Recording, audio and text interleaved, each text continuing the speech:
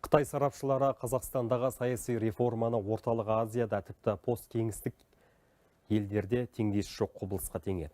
Қытай Халық университетінің профессоры Сю Цин Хуанның пікірінше адам құқықтары мен құқық үстемдігі қағидаттарының конституцияда нақты бекітуі азаматтардың мемлекеттегі деген сенімін күшейтеді. Қазір ішкі және халықаралық тәуекелдер артып отырған шақта алдын ала институционалдық сақтандыру тетіктерін қалыптастыру аса маңызды. Мұндай батыл қадам Қазақстанның халықаралық беделін арттырып, стратегиялық дербестігін қуаттаудың негізгі тірегіне айналады дейді халықаралық сарапшы. Менің